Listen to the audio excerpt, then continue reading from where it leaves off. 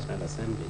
According to the committee, it is conducting a public hearing on the 2023, and one of the subjects on the agenda is the discussion of telecoms as one of the goods liable to excise duty. It further stated that the need to increase revenue generation tax administration was for the proposed excise duty on telecom services. Meanwhile, the Minister of Finance, Budget and National Planning, Zainab Ahmed, speaking at the forum organized by the Nigerian Communication Commission, said that the excise duty was in the 2020 Finance Act but had not been implemented. The Central Bank of Nigeria has defended the cash withdrawal limit policy, insisting that it was not targeted at the vulnerable people. Defending the policy while appearing before the House of Representatives, the CBN Governor, Godwin Emefiele, declared that Nigeria could operate a cashless economy. He noted that about 94% of cash withdrawals through personal accounts were less than the revised 500,000 naira per week, while 82% of those via corporate accounts were less than 5 million. The CBN governor, represented by the Deputy Director of Financial System Stability, Mrs. Aisha Hamad, hinted that while some critics had expressed fears about the lack of commercial bank branches, especially in rural areas, data obtained by the CBN showed that people in remote locations had embraced online banking options. Mrs. Hamad recalled that the CBN commenced the cashless policy pilot test in Lagos State, where it introduced limits on transactions of 500,000 naira and 3 million naira for individuals and corporate customers, with charges for any amount above. The Nigerian National Petroleum Company Limited is planning to sign an agreement with independent oil marketers to ensure that the ex-depot price of petrol is 148 naira per litre. The National Controller Operations Independent Petroleum Marketers Association of Nigeria, Mike Satui, stated that Ipman was currently holding a series of meetings with the new Managing Director of NNPCL Retail Hub Stockman, who promised to supply Ipman members' products directly. Speaking on the agreement with NNPCL, Satui said NNPCL has put Ipman under the Stockman directly, and with the series of meetings, he said he is sure something good will come out of it latest by January. He added that the chairman, Ipman Satellite Depot, Akin Akinriade, had proceeded that private depot owners kept increasing prices as petrol was currently sold to them above 200 naira per litre. Just like the 1969 all-encompassing summit, the Osun State government is set to hold an education summit aimed at correcting the wrongs in the education sector and strengthening the sector for better performance. The Deputy Governor, Prince Kola Adewusi, made this known at the Way Forward briefing with key office holders in the education sector. Saheed Adeboje has the details. The Deputy Governor, Prince Kola Adewusi, who expressed concern that the policy direction of various governments have affected the education sector, assured that the present administration is ready to straighten things out. Prince Adewusi, who noted that education is the best legacy, hence the Senator Ademola Adeleke's-led administration will not take matters relating to it with levity. Briefing the committee on the happenings in the Education Ministry, the Permanent Secretary, Mr. Adelane Aderiola, said that a project that will allow students listen to lectures of their teachers and those from other schools with the aid of internet facilities is at its implementation stage. According to him, the professor in charge of the project has personally spent over 875 million naira, now seeking intervention to complete the project in terms of monthly subscription to the website which all schools has. He, however, identified lack of grants and mobility to supervise happenings in all schools as part of the challenges facing the education sector. In a separate contribution, staff of the ministry, including those in charge of quality control, school feeding program, and finance, all highlighted some of the challenges which had been responsible for poor performance of students in external examinations. Speaking in the same vein, the Executive Secretary Teaching Service Commission, Mrs. Oluwafunke Fabusuyi, lamented how the primary assignment of the commission was taken away from it. Mrs. Fabusuyi said that recruitment of new teachers, which was to be done by a commission, was denied only to give her appointment letters to sign after the exercise was completed. Just as he did while speaking with the Ministry of Education, the Deputy Governor called for an in-house summit and deliberate on what is just to make things work for the better. He assured that the statutory of TESCOM will be restored by the present administration. Nail anybody or work for. It's just only to have a good synergy so that we can move the education sector state forward. Once you have the political package now to do things right, then you don't have any problem. In the past, things have been muddled up. So now, get the best result.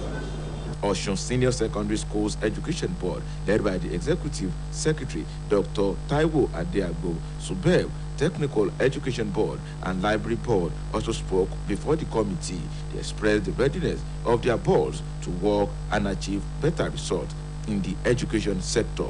From the office of the Deputy Governor, this is Said Adeboje reporting. Nigeria dropped 3 places in the latest monthly FIFA ranking released by the World Governing Football Body. The 3-time African champions dropped 3 places from 32nd to 35th position in the world after failing to win their 2 friendlies against Portugal and Algeria. The Eagles also moved 1 step down from 4th to 5th position in Africa. The Atlas Lions of Morocco displaced Senegal to become the best African side. The Teranga Lions of Senegal dropped to 2nd position with Tunisia remaining in the 3rd position, while the Indomitable Lions of Cameroon jumped to 4th position. Newly crowned world champions Argentina are now ranked 2nd, with Brazil maintaining the 3rd position, while France, Belgium, and England make up the top 5 teams in the world.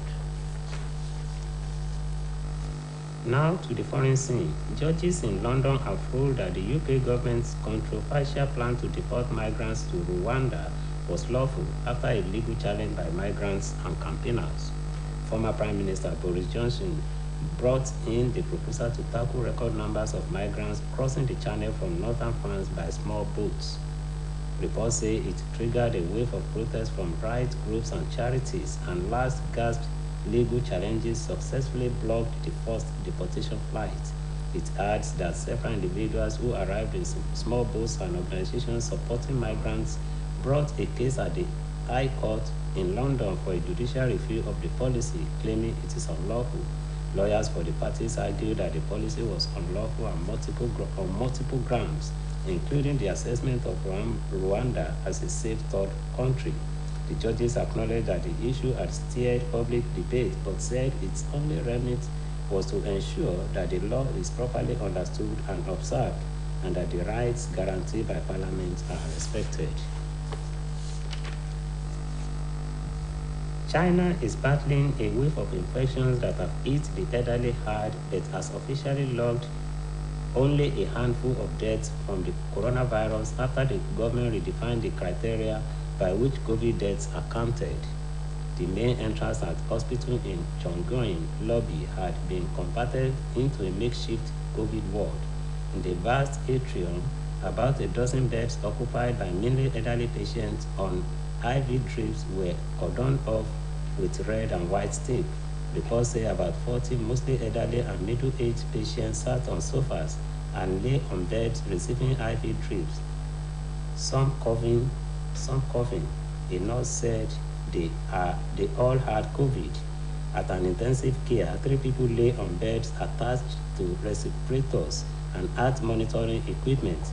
Several were breathing through respirators, and a few had pulse oximeters attached to their fingers. Now still on the foreign scene, a suicide car bombing at a checkpoint in Pakistani's capital, Islamabad, has killed at least 1 police officer and wounded several other people.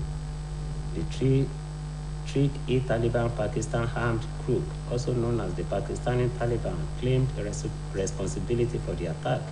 The bombing took place near the police headquarters on the main road that leads to government buildings housing the country's parliament and high offices. Reports say at least 4 police officers and 2 civilians were wounded in the blast. According to the Interior Ministry, the car that was used in the attack was packed with explosives and headed for a high-value target in Islamabad. And that ends the midday news on Osbc TV. It was edited by Babatunde Bolatito. Please join us at 3 for the state news. Good afternoon.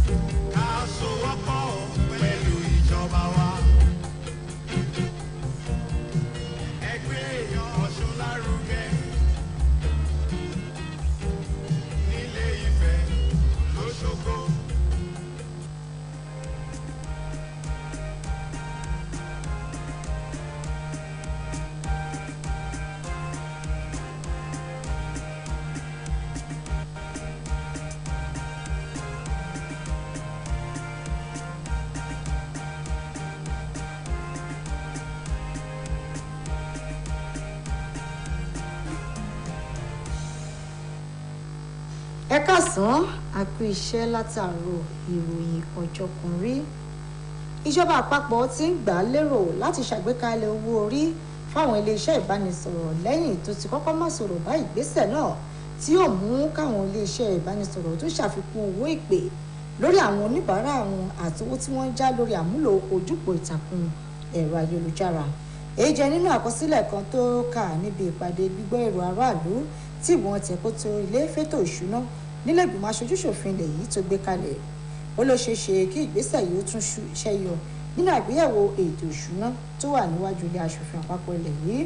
Mínísítà fún ààtò ìlú àti ètò ìṣúná arábìnrin Ahmed sọ pé ó ṣe pàtàkì láti gbé ìgbésẹ̀ náà èyí tó wà nínú ètò ìṣúná ọdún 2022 ṣùgbọ́n tí wọn ò ṣàmúlò rẹ̀. Báńkì àpapọ̀ ilẹ̀ yìí ti sọ atótónu rẹ̀ àtohun tó mú kó ṣe àgbékalẹ̀ fífi òté lé gbígba owó láṣùwọ̀n ilé ìfowópamọ́ pẹ̀lú àlàyé pé ìgbésẹ̀ ọ̀hún kì í ṣe láti ní àwọn kòlà kò ṣàgbélára ṣùgbọ́n láti ró ètò ọrọ̀ ajé orílẹ̀-èdè yìí lágbára. Nígbà tó ń farahàn níwájú ilé ìgbìmọ̀ aṣojú-ṣòfin ilẹ̀ yìí, ọ̀gá àgbà báńkì àpapọ̀ ilẹ̀ yìí ọ̀gbẹ́ni Godwin Emefiele ṣàlàyé pé orílẹ̀-èdè Nàìjíríà lè ṣàmúlò fífòpin sí ìlànà à ń gbówó rìn èyí tí wọ́n pè ní cashless economy. Ó ní nǹkan ìdá 94 nínú ọgọ́rùn-ún owó táwọn olórí jorí ń gbà lásùnwọ̀n ló dín sí etí báńkì àpapọ̀ ilẹ̀ yìí gan tí ó padà fọwọ́ sí láti máa gbà láàrin ọ̀sẹ̀ kan tí í ṣe ẹgbẹ̀rún lọ́nà ẹ̀ẹ́dẹ́gbẹ̀ta náírà tó wo tàwọn lájọ-lájọ tí wọ́n ń gbà náà sì dín sí iye tí báńkì àpapọ̀ ilẹ̀ yìí fọwọ́ sí. Ọ̀gá àgbà báńkì àpapọ̀